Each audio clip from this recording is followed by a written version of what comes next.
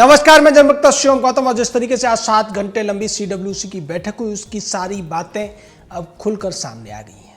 इस बैठक के दौरान जिस तरीके से कांग्रेस के नेताओं में बीच में बातचीत हुई है, तू मैं हुई है, उसके बाद पता चल गया है कि कांग्रेस में अब कुछ भी ठीक नहीं है। सोनिया गांधी के खासम खास अहमद पटेल ने जिस तरीके से तमाम नेताओं के फोन बंद करा दिए और चिट्ठी लिखने वाले लोगों को कहा कि तुम लोगों की हिम्मत कैसे हुई सोनिया गांधी के खिलाफ आवाज उठाने की। आनंद शर्मा को सीधे तौर पर निशाना बनाया गया अहमद पटेल के द्वारा और कह दिया गया कि तुम ये जिस तरीके से सोनिया गांधी ने केंद्रीय मंत्री पद दिया, तुम्हें इतना बड़ा नेता बनाया और आज तुम सोनिया गांधी के ऊपर सवाल उठा रहे हो, सामूहिक नेतृत्व की बात कर रहे हो, उनकी योग्यता पर सवाल उठाकर तुम ये दिखाना चाहते हो कि सोनिया गांधी अब सक्षम नहीं रही है। दूसरी तरफ अंबिका सोनी ने भी इन सभी के ऊपर हमला बोला और ये कहा कि आप सभी को सोनिया की वजह से पद मिला। गुलाम नबी आज़ाद को ये कहा कि आपको मुख्यमंत्री पद भी सोनिया की वजह से मिला था। वो अपनी सुरक्षा की चिंता न करते हुए भी जम्मू कश्मीर में प्रचार के लिए गई थी, जिसकी वजह से आप मुख्यमंत्री बने। सुष्मिता देव ने भी इसी तरीके का हमला इन नेताओं के ऊपर बोला, यानी कि सोनिया गांधी ने चुन चुनकर हर उस नेता की आज बेइज्जती कराई जिसने पत्र लिखने में या पत्र पर हस्ताक्षर करने में अपनी भूमिका निभाई थी। कपिल सिब्बल को राहुल गांधी ने निशाना बनाया, तो अंदर जो बैठे हुए नेता थे उन सभी को, जो कि वीडियो कॉन्फ्रेंसिंग के थ्रू एक दूसरे से जुड़े हुए थे, सीधे तौर पर जिस तरीके से निशाना बनाया गया है वो अब ये बताता है कि कांग्रेस में ये जो लड़ाई है, कहने को खबर यह थी कि सीडब्ल्यूसी की बैठक होने के बाद में, जैसा कि कांग्रेस के प्रवक्ता रणदीप सुरजेवाला की तरफ से कहा गया है या फिर केसी वेणुगोपाल की तरफ से, कि बैठक में सोनिया ने यह कहा है कि हम एक बड़ा परिवार है और परिवार में अगर किसी को दिक्कत है तो सीधे आकर बात कर सकता है। इसी बात को अहमद पटेल ने कहा कि जो बात तुम्हें सोनिया जी के सामने आकर कहनी चाहिए थी, यानी कि उनसे निवेदन करना चाहिए था, तुम लोगों ने उस बात को मीडिया में कहा, पत्र लिखकर कहा। और आनंद शर्मा, आप तो ड्राफ्टिंग के मास्टर हैं, फिर आपने उस पत्र को पढ़ा क्यों नहीं? और जिस तरीके से वो पत्र लीक किया गया उसको लेकर भी सवाल उठाए गए। इस पर गुलाम नबी आज़ाद ने कहा कि आज जो बैठक में कुछ भी चल रहा है उसकी खबरें भी, उसकी बातें भी मीडिया में जा रही हैं, तो क्या हम इसको लीक कर रहे हैं? इसको लेकर भी कहा गया कि आप लीक नहीं कर रहे हैं, लेकिन आप लोगों ने जो कुछ किया है वो माफ़ी के योग्य नहीं है, उसके ऊपर कड़ी कार्रवाई की जाएगी। तो आप समझ सकते हैं किस तरीके से अहमद पटेल ने आज इस पूरी बैठक के दौरान उन तमाम नेताओं को हड़काया है, जो कि आनंद शर्मा हो या फिर दूसरे लोग हों। हालांकि कपिल सिब्बल को सीधे तौर पर अहमद पटेल की तरफ से कुछ नहीं कहा गया, लेकिन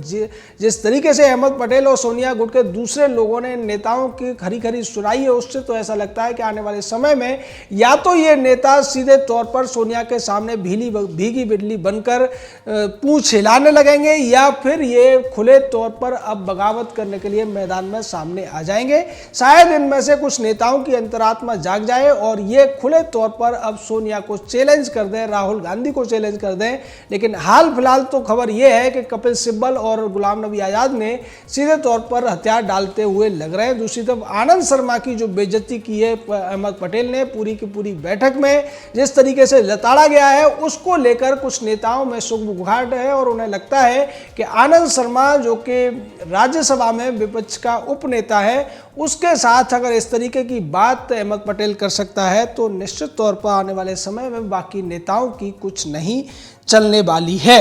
राजीव सातव ने भी जिस तरीके से ये कहा कि मुझे दुख इस बात का है कि आप में से 3 नेता जो युवा इंका यानी कि भारतीय युवा कांग्रेस के अध्यक्ष रहे हैं और इसलिए मुझे दुख है। इस तरीके की बातें करने वाले लोगों ने ये दिखा दिया है कि कांग्रेस में आज अगर कोई भी बोलने की हिम्मत करेगा, या तो उसे मनमोहन सिंह, ए के एंटनी जैसे लोग चुप करा देंगे जो ये कहेंगे कि आप उन पर सवाल उठा रहे हैं, या फिर सुष्मिता देव या फिर अहमद पटेल और राजीव सातव जैसे लोगों के माध्यम से उनकी बेइज्जती कराई जाएगी, उनको चुप कराया जाएगा। और जिस तरीके से फ़ोन बंद कराए गए उन लोगों के, उससे तो ऐसा लगता है कि कांग्रेस में अब बड़े तौर पर तानाशाही चलने लगी है, जो पहले छुपे हुए तौर पर चलती थी, लेकिन जिस तरीके से अब खबरें पूरी तरह से बाहर आ रही हैं, और उसके बाद में आपको ताज्जुब नहीं होना चाहिए कि अगर इसके कुछ वीडियो फुटेज भी 1-2 दिन में बाहर आ जाए तो। आज जिस तरीके से ऐसा लग रहा था कि सीडब्ल्यूसी की बैठक में लीपापोती हो गई है, स्क्रिप्टेड था, उसके बाद मीडिया में जैसे ही ये खबरें आ गई कि अंदर हुआ क्या था, उसकी जब डिटेल सामने आने लगी, उससे ये पता चलता है कि ये डिटेल भी कोई ना कोई कांग्रेसी ही लीक कर रहा है। कोई ना कोई कांग्रेसी ये चाहता है कि कांग्रेस के अंदर जो कुछ चलता है, जो कुछ षड्यंत्र होते हैं, उसको पब्लिक के सामने लाया जाए और पब्लिक के सामने इस पार्टी की सच्चाई रखी जाए। क्योंकि जिस तरीके से कांग्रेस में घालमेल अब तक होता रहा है, तमाम साजिशें होती हैं और साजिशों के आरोप पहले भी लगते रहे हैं, चाहे इंदिरा के ज़माने की बात हो या फिर उससे पहले जवाहर के ज़माने की साजिशें पहले भी होती थी। लेकिन अब जिस तरीके से मीडिया का युग है, ये सोशल मीडिया का युग है, टेक्नोलॉजी बहुत ज़्यादा बदल चुकी है, उसमें ये जो अंदर खाने जो कुछ भी होता है वो बाहर आना बहुत आसान हो जाता है। और इसको लेकर तमाम पार्टियां भी अब मज़े ले रही हैं, इसको लेकर कटाक्ष कर रही हैं। पिनराई विजयन जो कि मुख्यमंत्री हैं केरल के, उन्होंने भी सीधा निशाना साधा कांग्रेस पर और ये कहा कि जो कांग्रेस पार्टी अपनी पार्टी के अंदर लोकतंत्र नहीं ला सकती, वो आज हमसे लोकतंत्र की उम्मीद कर रही है। और जैसा कि रणदीप सुरजेवाला ने अपने बयान में कहा कि कांग्रेस पार्टी लोकतंत्र और दूसरे जो सत्ताएं हैं, जो लोकतांत्रिक व्यवस्थाएं हैं, उनको बचाने के लिए संघर्ष कर रही है। दूसरी तरफ कांग्रेस पार्टी अपनी अंदरूनी लोकतंत्र को गला जिस तरीके से घोंट रही है, जिस तरीके से 23 नेताओं ने एक अच्छी मांग रखी थी पार्टी में आगे विकास के लिए, सुधार के लिए, उन्होंने अपनी जो सुझाव दिया था उसी को बगावत मान लिया गया और उनकी खुलेआम बेइज्जती की गई। अगर वो 22, 23, 24 जितने भी नेता उस वीडियो कॉन्फ्रेंस में थे, उनके सामने अहमद पटेल अगर आनंद शर्मा की बेइज्जती करते हैं और बाद में अगर उसका वीडियो लीक हो जाता है तो किस तरीके से लोकतंत्र कांग्रेस के अंदर है, ये पूरा देश देखेगा। दूसरी तरफ राहुल गांधी का जो ट्वीट या जो खबरें आई थी, राहुल गांधी ने किस तरीके से इन सभी नेताओं को बीजेपी के इशारों पर काम करने वाला या बीजेपी का दलाल कह दिया था, उसको लेकर जिस तरीके से कपिल सिब्बल ने ट्वीट किया, बाद में वो सार्वजनिक भी हुआ और उसको बाद में मिटा दिया गया। लेकिन जैसा कि कहा जाता है कि जो एक बार सांप निकल गया उसके बाद आप लाठी पीटते रहिए, कपिल सिब्बल की बात भी पब्लिक में पहुंच गई। राहुल गांधी ने इन लोगों के बारे में सोचा, वो भी पब्लिक में पहुंच गया और अब जिस तरीके से अहमद पटेल का पूरा ये खेल सामने आया है, उसके बाद तो ऐसा लगता है कि कांग्रेस को सोनिया नहीं बल्कि अहमद पटेल चला रहा है। और अहमद पटेल का इस तरीके से बड़े बड़े नेताओं को, बड़े बड़े पूर्व मंत्रियों को हड़काना, ये दिखाता है कि तुष्टीकरण के लिए कांग्रेस ने अहमद पटेल को ही आगे कर रखा है। और सोनिया गांधी को ये लगता है कि उसको आज आनंद शर्मा, कपिल सिब्बल या फिर गुलाम नबी आज़ाद जैसे लोगों की जरूरत नहीं है, बल्कि अहमद पटेल जैसे तिकड़मी लोगों की जरूरत है, या फिर मनमोहन सिंह और AK एंटनी जैसे लोगों की जरूरत है, जो मोहरे बनाकर, जिन्हें ईमानदारी का एक ढोंग दिखाकर, एक ईमानदारी का नमूने के तौर पर पेश करके आप कितना भी बड़ा घोटाला कर लें और लोगों को यह लगता रहेगा कि मनमोहन सिंह ईमानदार है। उसी तरीके से AK एंटनी जैसे लोग पसंद हैं जो कि उनकी हाँ में हाँ मिलाते रहे, लेकिन AK एंटनी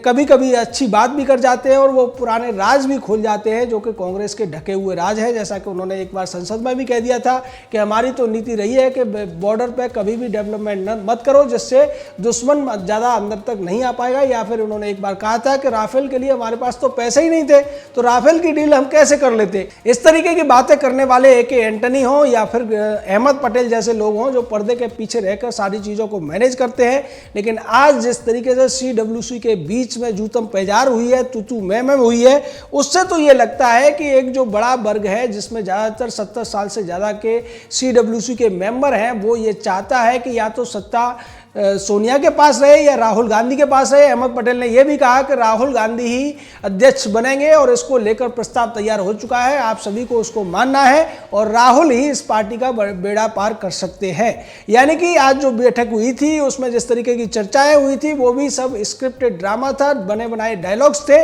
और उसके माध्यम से उन 23 लोगों को निशाना बनाना था, उनको बेइज्जत करना था और उनको उनकी औकात बतानी थी कि कांग्रेस पार्टी में आपकी जो औकात है वो गुलामों से ज़्यादा नहीं है। इसी बात को आज असदुद्दीन ओवैसी ने भी कहने की कोशिश की और ये कहा कि जो गुलाम नबी आज़ाद हमें बीजेपी का पिट्ठू बताया करते थे, आज उनकी जो औकात है वो 45 साल पुराने गुलाम के तौर पर है। और जिस तरीके से कांग्रेस पार्टी उनको हड़का रही है या दूसरे नेताओं को हड़का रही है, उन्हें सोचना चाहिए आने वाली अपनी राजनीति के बारे में। तो ये सारी बातें आज जिस तरीके से हुई है उससे ऐसा लगता है कि ये भी जैसे राहुल गांधी ने तमाम लॉकडाउन के दौरान वीडियो डालने का एक क्रम चलाया था, जबकि सारे के सारे वीडियो एक ही जगह पर एक ही ही स्क्रिप्ट से, एक ही कैमरे से और एक ही डायरेक्टर के डायरेक्शन में, एक ही गेटअप में फिल्माए गए थे। उसी तरीके से ये पूरा का पूरा 7 घंटे का ड्रामा सिर्फ और सिर्फ इसलिए किया गया था कि 2 हफ्ते पहले जो 23 नेताओं की हिम्मत पड़ गई थी एक लेटर लिखने की, उस तरीके की हिम्मत आने वाले भविष्य में कोई और नेता न दिखा पाए। और अगर पार्टी कोई इलेक्शन जैसा कोई ड्रामा करती है जिसमें नए अध्यक्ष के चुने जाने की बात होती है, तब कोई राजेश पायलट, जितेंद्र प्रसाद या माधवराव सिंधिया की तरह से दम न ठोक दे कि वो अध्यक्ष बनना चाहता है। तो ये सारी चीज़ें